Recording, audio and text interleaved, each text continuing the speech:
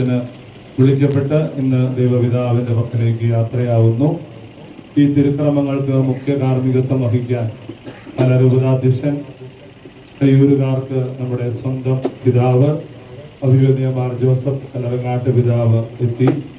അഭിവന്യ പിതാവിനെ ഏറെ സ്നേഹത്തോടെ ഇടവകയിലേക്ക് ഈ തിരുക്രമങ്ങളിലേക്ക് സ്വാഗതം ചെയ്യുന്നു. ആശീർവദിക്കണമേ. പിതാവിന്റെയും പുത്രന്റെയും പരിശുദ്ധ റൂഹായുടെ നാമത്തിൽ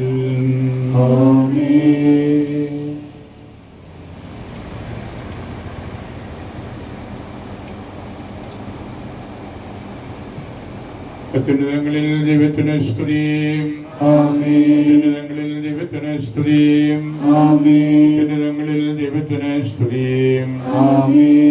മനുഷ്യർക്ക് സമാധാനവും പ്രത്യാശയും എപ്പോഴും എന്നേക്കും. ഞങ്ങളുടെ പിതാവേയും അങ്ങയുടെ നാമം പൂജിതമാകണമേ. കുടുംബാംഗങ്ങളെ, മേൽവിഷക്കാരെ, നമ്മുടെ ഈ ദിവസങ്ങളിൽ മണിക്കൂറുകളിൽ നമ്മുടെ പ്രിയപ്പെട്ട അപ്പച്ചൻ ചേട്ടന് വേണ്ടി പ്രാർത്ഥിക്കുകയായിരുന്നു. കർത്താവിൻ്റെ പക്കലേക്ക് അദ്ദേഹം യാത്രയാവുകയാണ്. ഭൂമിയിലെ ജീവിതം അവസാനിപ്പിച്ച് അതിൻ്റെ പൂർത്തീകരണവും അതിൻ്റെ വിസ്മയവും ഇപ്പോൾ അദ്ദേഹത്തിൻ്റെ ആത്മാവ് കാണുകയാണ്. പരിശുദ്ധ ബെനഡിക്റ്റ് പിതാവ് ഒരിക്കലും പ്രസംഗിച്ചു, A true farmer is a true Christian. ഒരു നല്ല കർഷകൻ ഒരു നല്ല ക്രിസ്ത്യാനിയാണ്. ആ കർഷകൻ്റെ പ്രത്യാശയെ മനസ്സിൽ കണ്ടുകൊണ്ടാണ് പരിശുദ്ധ പിതാവ് അങ്ങനെ പറഞ്ഞത്. ഒരു കർഷകൻ ഒരു വിത്ത് മണ്ണിൽ പാകുമ്പോൾ കാലാവസ്ഥയും മുൻകാല ചരിത്രവും എല്ലാം നോക്കിയിട്ടേ അത് ചെയ്യുകയുള്ളൂ. പാകുമ്പോൾ വലിയ പ്രത്യാശ, ഭാവിയിൽ ഇതെന്താകും എന്ന പ്രത്യാശയാണ് ആ കർഷകൻ്റെ ഉള്ളിലുള്ളത്. നമ്മുടെ വിശ്വാസത്തിൻ്റെ ഒരു വളർച്ചയാണ് അവിടെ പരിശുദ്ധ തിരുസഭയെ പഠിപ്പിച്ചത്. A true farmer is a true Christian. പ്രത്യാശയോടെയാണ് ഒരു കൃഷിക്കാരൻ കൃഷി ഇറക്കുന്നത്. പ്രത്യാശയോടെയാണ് ഒരു ക്രൈസ്തവൻ ജീവിക്കുന്നത്. അഗസ്തീനോസിൻ്റെ ജീവിതത്തിൻ്റെ പ്രത്യേകതകളും ചരിത്രവും എല്ലാം അതാണല്ലോ. ഈ ലോകത്തിൽ നമ്മൾ എന്ത് നേടിയാലും എവിടെയെല്ലാം പോയാലും എന്തൊക്കെ നമ്മൾ പഠിച്ചാലും മനസ്സിലാക്കിയാലും നിന്നിൽ അഭയം തേടുന്നിടം വരെ നീയാണ് എൻ്റെ കാവൽക്കാരൻ എന്ന് ഞാൻ മനസ്സിലാക്കുന്നിടം വരെ എൻ്റെ ആത്മാവ് അസ്വസ്ഥമായിരിക്കും. നമ്മുടെ എല്ലാവരുടെയും ചരിത്രം അതാണല്ലോ. ലോകത്തിൽ മറ്റെന്ത് നേടിയാലും ദൈവത്തിൻ്റെ അടുത്ത് നമുക്കൊരു പിടിപാടില്ലെങ്കിൽ, ദൈവത്തിന് വേണ്ടിയുള്ളൊരു സ്പേസ് നമ്മുടെ ഉള്ളിലില്ലെങ്കിൽ എല്ലാം കുറേ ഒച്ചപ്പാടും ബഹളവും തർക്കവും വഴക്കവും ഒക്കെ ഉള്ളൂ. അതുകൊണ്ട് ക്രൈസ്തവ ജീവിതത്തിൻ്റെ ആ ഒരു പ്രത്യാശപൂർവമായ ക്രമമാണ് നമുക്ക് സന്തോഷവും സംതൃപ്തിയും നൽകുന്നത് എന്ന കാര്യം നമ്മൾ തിരിച്ചറിയേണ്ടതുണ്ട്. നമ്മുടെ ജീവിതത്തിൽ എപ്പോഴും പ്രയാസങ്ങളും പ്രതിസന്ധികളുമെല്ലാം ഉണ്ടാകുമ്പോഴും അതൊക്കെ സ്വർഗത്തിലേക്കുള്ള ഗോവണിപ്പൊടിയായിട്ട്, സ്റ്റെപ്പ് ലാഡേഴ്സായിട്ട് നമുക്ക് കാണാൻ കഴിയണം. നിരവധിയായ പ്രശ്നങ്ങൾ, പ്രതിസന്ധികൾ, തർക്കങ്ങൾ, എതിർപ്പുകൾ ഒക്കെ ഉണ്ടാകാം. അവിടെയൊന്നും ഒരു സത്യവിശ്വാസി പെട്ടുപോകരുത്. നമുക്കതിനപ്പുറത്തുള്ള വലിയൊരു ലക്ഷ്യമുണ്ട്. ദൈവം തന്ന ഈ ജീവിതം അത് പൂർത്തീകരിച്ച് എനിക്ക് സ്വർഗത്തിൽ എത്തേണ്ടതാണ്, ദൈവത്തിന് ആ ജീവിതം തിരിച്ചു കൊടുക്കേണ്ടതാണ് എന്നുള്ള ആ ഒരു ചിന്തയാണ് നമുക്ക് എപ്പോഴും മനസ്സിൽ ഉണ്ടാകേണ്ടത്. മരണം യഥാർത്ഥത്തിൽ ദൈവവിളിയാണ്. ദൈവത്തിൻ്റെ സ്വരം ദൈവത്തിങ്കിലേക്ക് പോരാനായിട്ട്, പരിശുദ്ധ ത്രിത്വത്തിൽ വന്നു ചേരാനായിട്ടുള്ള ദൈവത്തിൻ്റെ വിളിയാണ് മരണം. ആ വിളിയിൽ നിന്ന് ആർക്കും മാറി നിൽക്കാൻ ഒക്കില്ല. ആ സ്വരം നമുക്ക് കേൾക്കാതെ ഇരിക്കാനും സാധ്യമല്ല. അങ്ങനെ സുദീർഘമായ ഒരു കാലഘട്ടത്തിൽ 87 വർഷങ്ങൾ അപ്പച്ചൻ ചേട്ടൻ ഈ ഭൂമുഖത്ത് ജീവിച്ചു. ഈശോയുടെ സ്വരം കേട്ടു, മറ്റുള്ളവരെ അത് കേൾപ്പിച്ചു, ജീവിതത്തിൻ്റെ അർത്ഥതലങ്ങൾ മനസ്സിലാക്കി, അങ്ങനെ സമ്മാനം നേടാനായിട്ട് സ്വർഗത്തിലേക്ക് പോവുകയാണ്. നല്ല ഓട്ടം ഓടി, വിശ്വാസം സംരക്ഷിച്ചു. അതിനു വേണ്ടിയുള്ള ഓട്ടമാണ് അപ്പച്ചന് ഓടിക്കൊണ്ടിരുന്നത്. കർത്താവ് കൊടുത്ത ജീവിതത്തിൻ്റെ മാഹാത്മ്യം തിരിച്ചറിയാനായിട്ട് സാധിച്ച ഒരു വ്യക്തിയാണ്. എനിക്ക് അപ്പച്ചൻ്റെ അച്ഛനെയും കുഞ്ഞേട്ടനെയും ചേട്ടത്തെയും ഒക്കെ നല്ലപോലെ പരിചയമുണ്ടായിരുന്നു. അവരൊരു കാലഘട്ടത്തിൽ കുഞ്ഞേട്ടനും ചേട്ടത്തെയും ഈ കരയുടെ സംരക്ഷകരായിരുന്നു. വലിയ 2 കപ്പിൾസ് മാതാപിതാക്കളും അപ്പനും അമ്മയും അവരുടെ ജീവിതക്രമങ്ങളും ചിന്തകളും ദേവാലയത്തോടും അയൽവക്കക്കാരോടുമെല്ലാമുള്ള സ്നേഹവും അടുപ്പവും ഒക്കെ ഞങ്ങൾ സ്കൂളിൽ പഠിക്കുന്ന കാലത്തൊക്കെ വലിയൊരു പ്രചോദനമായിരുന്നു. അവരെ കേൾക്കുന്നതും അവരുടെ വാക്കുകൾ ശ്രദ്ധിക്കുന്നതും എല്ലാം അതൊക്കെ വലിയൊരു കൂട്ടായ്മ നിലനിർത്തുന്ന കാര്യമായിരുന്നു. അവർ സംസാരിക്കുന്നതൊക്കെ ഈശോയെക്കുറിച്ച്, സഭയെക്കുറിച്ച്, കൃഷിയെക്കുറിച്ച്, മഴയെക്കുറിച്ച്, ഞങ്ങൾ പള്ളിക്കൂടത്തുനിന്ന് വരുമ്പോൾ മഴ നനഞ്ഞോ, നടന്ന മടുത്തോ, ഇങ്ങനെയുള്ള കാര്യങ്ങളൊക്കെ ചോദിക്കുമ്പോൾ നമുക്കൊരു ബലപ്പെടുത്തലാണ്. അങ്ങനെ ആ 2 വലിയ മാതാപിതാക്കളുടെ സ്നേഹത്തിൻ്റെ കൂട്ടായ്മയിൽ പിറന്ന ആളാണ് മൈക്കിൾ ചേട്ടന്. അപ്പച്ചൻ ചേട്ടന് അച്ഛൻ്റെ നല്ല പെരുമാറ്റ രീതികളും വർത്തമാനങ്ങളും ഒക്കെ നമുക്കും വളരെ നമ്മയും വളരെയേറെ വളർത്തിയിട്ടുണ്ട്.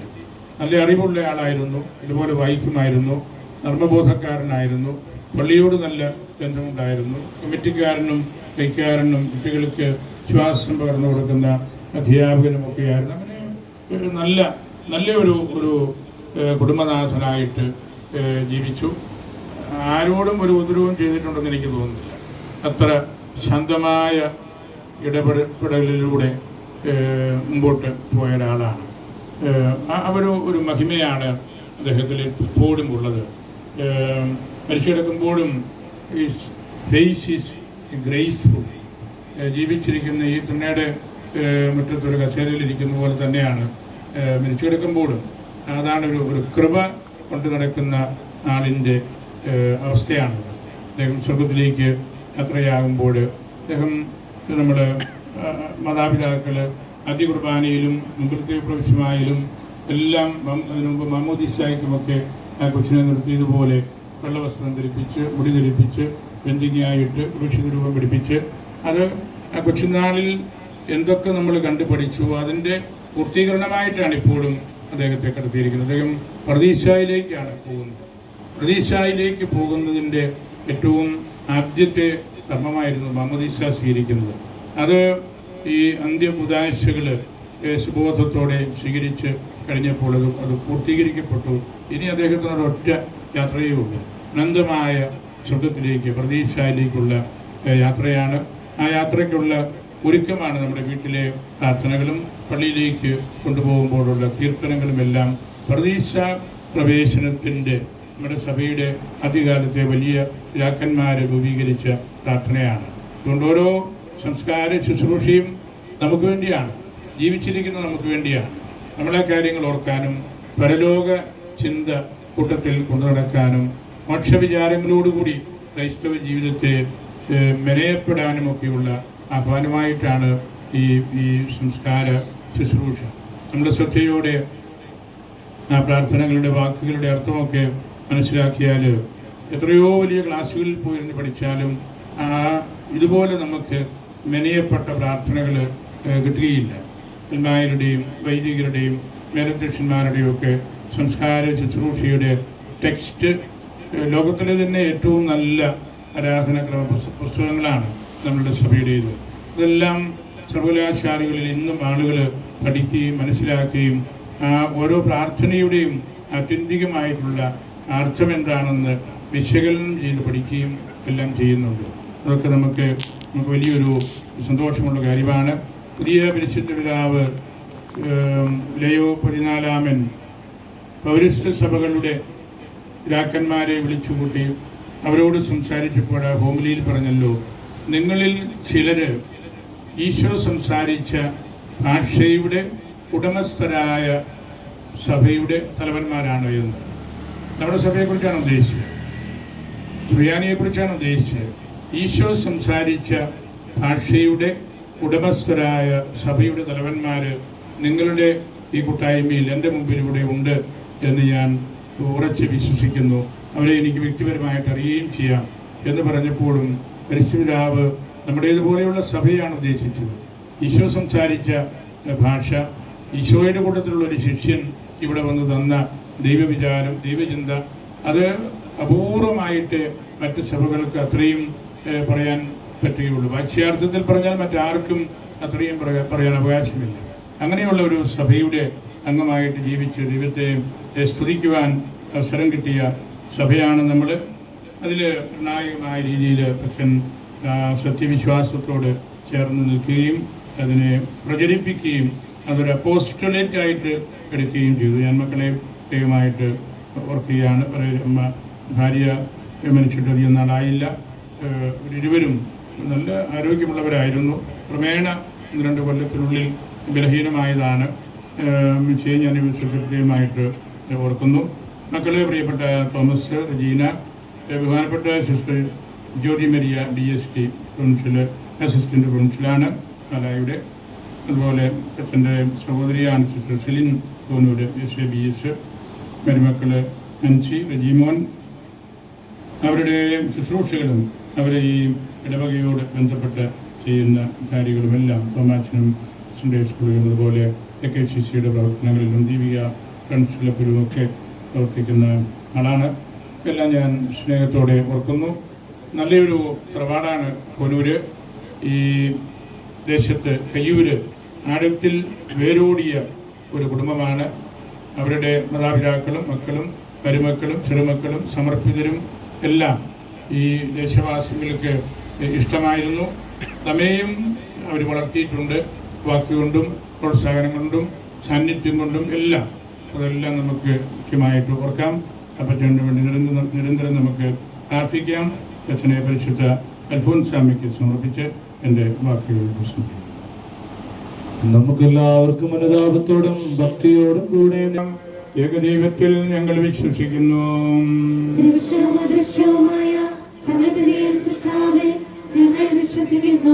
ദൈവത്തിന്റെ ഏകപുത്രനും സകല സൃഷ്ടികൾക്കും മുമ്പുള്ള അതിശാന്തനും യുഗങ്ങൾക്കെല്ലാം മുൻപ് പിതാവിൽ നിന്ന് ജനിച്ചവനും പിതാ സൃഷ്ടിക്കപ്പെടാത്തവനും ഏകകർത്താവുമായ ഈശോ മിശിഹായിൽ ഞങ്ങൾ വിശ്വസിക്കുന്നു.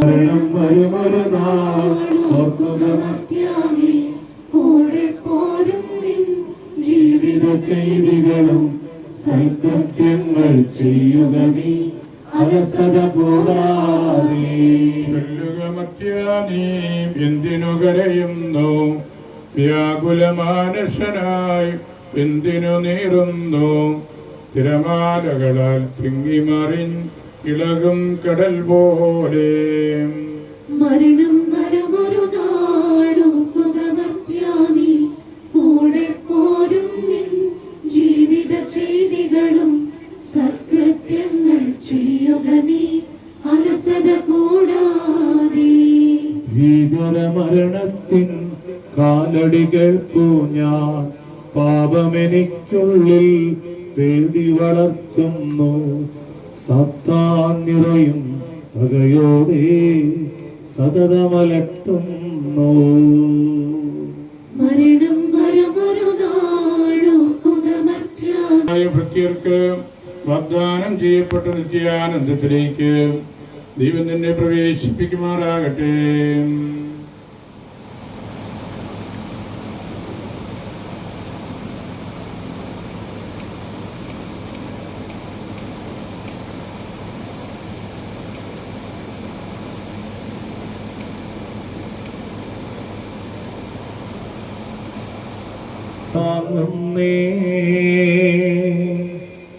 നശ്വരബലകിൽ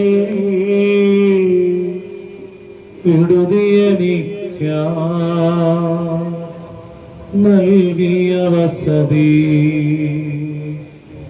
പരിശുദ്ധന്മാർ പരമാനന്ദം നുകരുമിടത്തിൽ പോകുന്നു ഞാൻ.